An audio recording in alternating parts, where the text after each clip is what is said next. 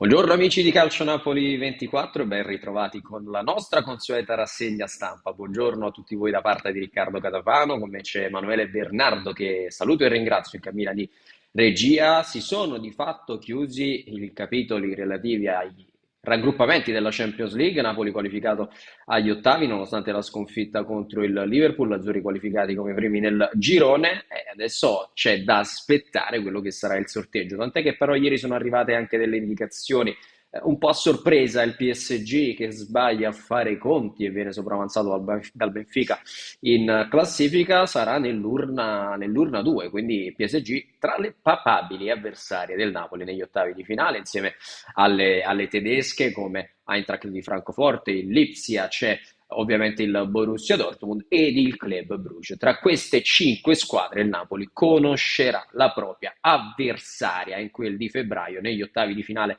di Champions League. Ci sarà tempo e modo per parlarne, ma la stretta attualità parla anche di un Napoli che continua a lavorare in vista della sfida di Bergamo contro l'Atalanta, big match tra la prima e la seconda in classifica, ma non solo perché tra poco leggeremo delle novità importanti anche per il rinnovo di mister Luciano Spalletti e non vi anticipo nient'altro perché ci sono degli aggiornamenti molto rilevanti per il futuro del tecnico partenopeo. Prima però iniziamo la nostra rassegna stampa come di consueto andando a visionare, a leggere insieme a voi quelle che sono le prime pagine dei quotidiani sportivi partendo dalla Gazzetta dello Sport che il nostro Emanuele Bernardo come sempre ci mostra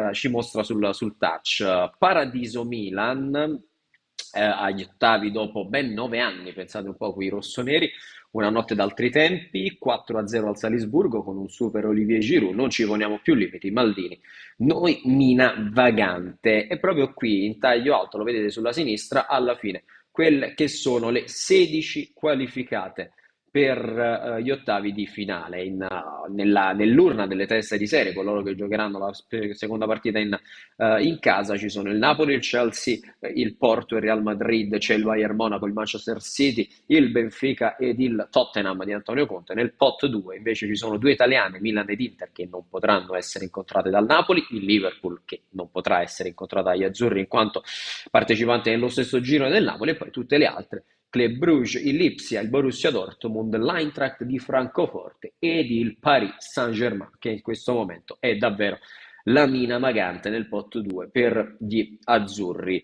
In taglio basso invece anche le altre notizie, ovviamente la Juventus che retrocede di fatto in Europa League perdendo per 2-1 contro il PSG appunto, Lukaku un'ansia mondiale, potrebbe saltare addirittura i mondiali, Romelu Lukaku che era pronto, era tornato anche in campo, invece altra ricaduta, altro problema fisico ed altro tempo ai box per lui. Questa sera invece si conclude anche lo scenario di Europa League e di Conference League per quanto riguarda la fase a gironi.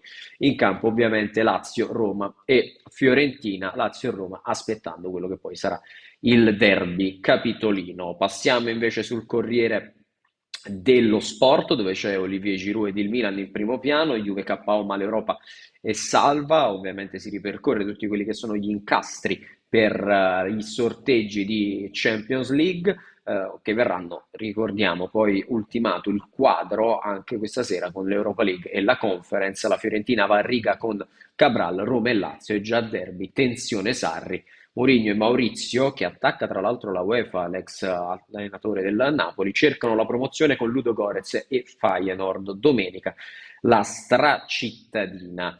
Questo poi, quello che troviamo sul Corriere dello Sport in taglio basso, le notizie di Formula 1, addio a Forghieri, alla Furia, Mago Ferrari aveva creato la rossa di Niki Lauda e poi il conto alla rovescia per quanto riguarda l'ultimo atto del motomondiale con Pecco Bagnaia che si gioca il titolo iridato in quel di Valencia contro Fabio Quartararo. Parte con un buon vantaggio Pecco Bagnaia con la sua Ducati, ci auguriamo che il titolo iridato possa arrivare per il ducatista. Andiamo invece su Tutto Sport, che analizza ovviamente la sconfitta di ieri della Juventus in Europa con Fede, si rivede Federico Chiesa nel finale di partita, ma la Juve si inchina a Mbappé, gol e assist per Nuno Mendes dopo l'1-1 di Bonucci Juventus, quindi che retrocede in Europa League. Si parla poi di Torino con le parole di di Juric, il Milan che passa agli ottavi di finale di Champions League e raggiunge Inter e Napoli, e poi il saluto ovviamente a Forghieri da parte di Tutto Sport per quanto riguarda i motori e la Formula 1, poi la MotoGP e anche il tennis in prima pagina. Concludiamo la nostra carrellata di prime pagine con il Mattino di Napoli che dà due spunti interessanti che tra poco andremo poi ad analizzare, che il Napoli d'Europa è diventato gigante, ora pensate un po', vale già 600 milioni complessivi, da che ne valeva poco più di 430. Questo inizio di stagione davvero sfavillante del Napoli serve anche per rimpinguare quelli che sono ulteriormente i conti in cassa De Laurentiis. Parla invece Ciro Ferrara, che è stato protagonista di un bel viaggio in Argentina sulle orme di Diego Armando Maradona. So che Diego è sempre con noi, sia al museo in città. Questa è l'intervista di Ferrara che racconta anche quelle che sono state le sue giornate in Argentina, proprio sulla strada di Maradona. È andato anche al cimitero per omaggiare il suo ex compagno e grande amico. Davvero un'intervista molto toccante quella di Ciro Ferrara, che vi consiglio di leggere su www.calcionapoli24.it.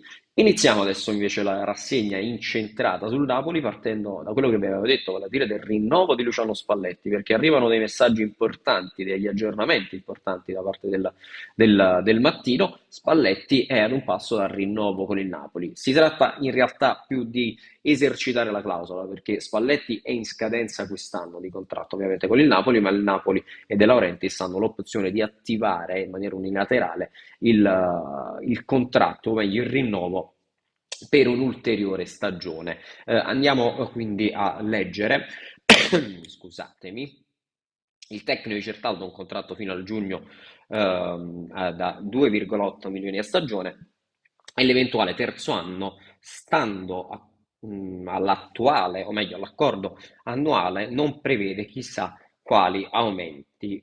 Scusatemi ancora. Si va a riassumere di fatto sul mattino quello che è al momento la situazione di Spalletti, vale a dire il contratto è in scadenza, ma De Laurentiis ha intenzione di attivare questa, chiamiamola clausola, unilaterale per un ulteriore anno, così che Spalletti resterà quindi sulla panchina del Napoli anche nel 2024, meglio fino al 2024. Scusate ancora, insomma, qualche malanno stagionale che mi affligge. Detto questo, quindi con la buona notizia del rinnovo di Luciano Spalletti sempre più vicino, meglio del prolungamento, leggiamo anche di notizie meno in questo momento positive per De Laurentiis. Perché? Che cosa è successo? Andiamo anche al touch, Emanuele, perché c'è l'accusa del Tribunale di Napoli per De Laurentiis per quanto riguarda l'acquisto di chi? Di Emanuele Calaiò. Pensate un pochino, vi direte, beh, addirittura nel 2000 nel 2013 evasi 8.000 euro di IVA per comprare Calaiò. Una situazione che va avanti, gestita tra l'altro dalla Procura di, di Napoli, che avrebbe richiesto quindi ai danni di De Laurentiis per una fattura ritenuta falsa che avrebbe comportato l'evasione di 8.000 euro di IVA relativa all'acquisto del calciatore Emanuele Calaiò dal Siena nel 2013. De Laurentiis è sotto accusa, e che cosa ne viene fuori di fatto? Che sarebbero stati richiesti un anno ad Aurelio De Laurentiis da scontare. Ovviamente questa richiesta non ancora, dal punto di vista processuale, ancora non ci siamo, e quindi altra analisi che andrà fatta assolutamente e che dovrà essere tenuta sott'occhio. Il Napoli non rischia niente, questo ve lo possiamo già dire, già ve lo possiamo assicurare. Un processo per quanto riguarda la singola persona, vale a dire Aurelio De Laurentiis. Questa è la richiesta del pubblico ministero. Vedremo anche quelle che poi saranno le posizioni dei legali del Napoli, e in particolar modo, più che del Napoli, di Aurelio De Laurentiis. Leggevamo sempre sul mattino invece di questo aumento del valore della rosa del Napoli, e non di poco conto, perché si è passato da un valore di poco superiore ai 420-430 milioni ad un valore in questo momento di 600 milioni,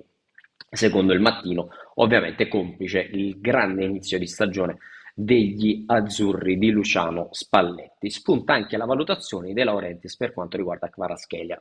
Dal punto di vista di Kvaratskhelia vi possiamo dire una cosa: Il giocatore non è in vendita in questo momento. È normale che tutto ha un prezzo e anche Kvaratskhelia lo abbia, ma in questo momento il Napoli non ascolta assolutamente offerte per il talento georgiano. Diciamo che ora la rosa del Napoli vale almeno 600 milioni di euro, scrivono sul mattino, ma le leggi di mercato dicono ben altro.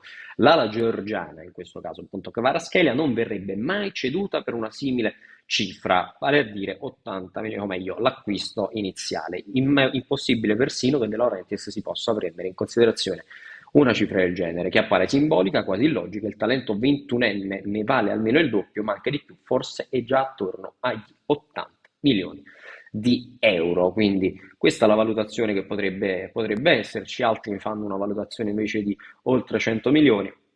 Si fanno tante valutazioni in questo momento, ma è anche un pochino il giochino delle parti. Quello che vi possiamo dire è che il Napoli non ha assolutamente nessuna intenzione di vendere Kvicia Kvaratskhelia, così come non ha intenzione di vendere Stanislav Lobotka, che anzi è ad un passo dal rinnovo di contratto con il Napoli. E anche Lobotka, guardiamo un pochino adesso quanto vale, pensate un poco, arrivato con le stimate un po' del bidone perché non giocava, non giocava mai. Qualcuno ha detto anche soldi sprecati per Lobotka, eccetera, eccetera. Adesso lo stiamo vedendo in campo, è fondamentale per il Napoli, è un fulcro del centrocampo di Luciano Spalletti e ora vale una fortuna, tant'è che il Napoli vuole blindarlo con un lungo rinnovo di contratto fino al 2027 con opzione nel 2028, ci sono di fatto già gli accordi, manca solo l'annuncio. Ma quanto vale adesso Stanislav Lobotka? Lui è arrivato per 18 milioni dal Celta di Vigo, non ha giocato praticamente mai la prima stagione e mezza con il Napoli, adesso in molti lo paragonano allo stesso valore che ebbe Jorginho al Napoli, vale a dire 60 milioni di euro. Peraltro lo slovacco è il pezzo unico di questo Napoli, difficile trovarne di simile, patrimonio raddoppiato, insomma, oltre a quelli sul campo, un altro successo per Spalletti, bravo a lanciare i giovani e a motivare i più esperti. Secondo il mattino, quindi la valutazione al momento di Lobotka è passata ai 18 milioni quando arrivò al Celta Vigo, che tra l'altro lì c'era anche una minusvalenza, ad un certo punto non giocando mai era crollato il prezzo di Lobotka, adesso con l'arrivo di Spalletti, con Lobotka che sta trovando il campo con una grandissima continuità, è davvero un giocatore eccezionale per il Napoli, il suo valore sembrerebbe essere, dopo il rinnovo questo ovviamente, pari a circa 60 milioni di euro. Complimenti a Spalletti e complimenti anche a Stanislav Lobotka, giocatore davvero imprescindibile per questo Napoli. Siamo sicuri che Lobotka sarà in mezzo al campo anche contro l'Atalanta, perché si avvicina al match di sabato al Gevis Stadium, la prima di Serie A contro la seconda, il Napoli contro l'Atalanta, il Napoli per l'allungo, l'Atalanta per cercare di rosicchiare punti in classifica. Leggiamo allora quelle che possono essere le probabili scelte di Spalletti, perché qualche cambio effettivamente ci sarà. Secondo il Corriere dello Sport saranno circa tre i cambi nella formazione titolare, vedremo poi se effettivamente sarà così. Leggiamo quali dovrebbero essere rispetto alla gara contro il Liverpool. Secondo il Corriere saranno tre le novità in campo, vale a dire Mario Rui prenderà il posto di terzino al posto appunto di Oliveira, confermato invece Ostigard in difesa accanto a Kim, a centrocampo rientra Zielinski al posto di Ndombele insieme a Nanghissello Botka, davanti invece spazio a Lozano al posto di Politano insieme a Kvaratskhelia e a Victor Osimhen. Queste le probabili scelte, insomma, poi il Napoli titolare si porta dietro in questo momento un paio di dubbi, mettiamola così, Luciano Spalletti, Mario Rui, Olivera a sinistra, ma avendo giocato Olivera in Champions è probabile che giochi Mario Rui contro l'Atalanta e poi Ostigard Juan Jesus con il norvegese al momento in vantaggio, lui che sta disputando davvero delle ottime prestazioni a prescindere anche dai gol che sta trovando in Champions. Uno l'aveva trovato, un altro invece gli è stato annullato per davvero un orecchio contro il Liverpool, ma davvero ottime le prestazioni di Ostigard che garantisce fisicità ma anche esplosività, dinamismo ed elevazione alla difesa del Napoli. Quindi ad oggi vi diciamo che Ostigard è leggermente in vantaggio rispetto a Juan Jesus per partire titolare al fianco di Kim contro l'Atalanta. Ci sarà Kvara, ovviamente, come abbiamo detto, e c'è anche una novità sui diritti d'immagine di Kvaratskhelia. Ne parla la Gazzetta dello Sport perché va a ripercorrere un pochino la Gazzetta quello che è stato appunto l'affare Kvaratskhelia e si parla di affarone per quanto riguarda i diritti di immagine di questo ragazzo, tematica che conosciamo, essere sempre molto cara al Napoli di De Laurentiis, e spunta questa novità a distanza di mesi riportata dalla Gazzetta. Intorno ai giocatori di questa portata, come lo sta diventando Kvaratskhelia, ci sono pletore di manager che curano immagine, marketing ed interessi. Kvicia gestisce in proprio i social ed è concentrato solo su quello che sta facendo in campo. In questo senso il papà Badri lo tutela da vicino senza aspirazioni manageriali, solo col buonsenso di un padre di famiglia. L'affare lo ha fatto il Napoli, anche riservandosi i diritti di immagine. Insomma, questo di Kvaratskhelia l'avevamo capito, l'avevamo intuito, anche se parla poco Kvitsia, però tende a far parlare il campo, tende a far parlare anche i suoi gesti, il fatto di essere un ragazzo di un'educazione straordinaria. Kvaratskhelia sempre al suo posto, sempre a lavorare, sempre pronto a dare a tutti, anche il suo gesto di evitare di calpestare lo stemma del Liverpool su quello che è di fatto lo zerbino che viene messo all'ingresso del campo, proprio il segno di rispetto. Quindi è un ragazzo che vive di calcio, vive di passione, ma vive anche di rispetto e di educazione. Ed è assolutamente in questo momento, oltre ad essere diventato un idolo per tutti i tifosi del Napoli e non solo, deve essere un esempio da seguire per tutti coloro che vogliono fare sport. Non c'è bisogno sempre di ostentare magari ricchezze, benessere, tatuaggi, eccetera, eccetera, eccetera. I tatuaggi non c'entrano niente, sono anche belli da vedere alcuni. Kvaratskhelia è praticamente l'opposto, è l'antidivo, chiamiamola così, è concentrato sul calcio, è concentrato sul lavoro, ma soprattutto a grande rispetto, a grande educazione e credo che debba essere davvero d'esempio per i giovani ragazzi che in questo momento si vogliono affacciare al mondo del calcio per diventare i futuri Kvaratskhelia, i futuri campioni del Napoli. Quindi complimenti al Napoli anche per aver preso sul mercato giocatori di questo lignaggio anche culturale, perché si può dire lo stesso di Kim, si può dire lo stesso di Raspadori, di Olivera, di Simeone, davvero dei ragazzi con la testa sulle spalle che sanno il senso dell'educazione e del lavoro e alle volte, vedete, se si lavora in un certo modo, con rispetto, poi i risultati arrivano, a prescindere da tutto. Quindi complimenti ancora una volta al Napoli per aver optato per queste tipologie di giocatori nel mercato estivo, nonostante le tante critiche che piovessero. Siamo invece arrivati al termine della nostra rassegna stampa. Io in primis vi ringrazio per la pazienza, come sentirete la mia voce non è ancora delle migliori, ma mi ha fatto molto piacere farvi compagnia anche nella nostra mattinata di Calcio Napoli 24 TV con la nostra rassegna stampa. Grazie ad Emanuele Bernardo, come sempre, in cabina di regia. Io vi lascio a tutto quella che è la programmazione di Calcio Napoli 24 TV e agli aggiornamenti di calcionapoli24.it. Iscrivetevi al nostro canale YouTube, lasciate anche un like alla diretta. Più tardi torneremo noi sì in diretta con Calcio Napoli 24 Live dalle 12 alle 14. Si parlerà ovviamente ancora di Champions League, dei sorteggi che arriveranno lunedì per quanto riguarda gli ottavi di finale, ma ci concentreremo poi anche con i nostri ospiti verso la partita contro l'Atalanta in programma sabato pomeriggio al Gavis Stadium. La rassegna stampa termina qui. Un saluto e un ringraziamento a tutti voi da parte di Riccardo Catamano che vi augura buona giornata e buona continuazione su Calcio Napoli 24 TV.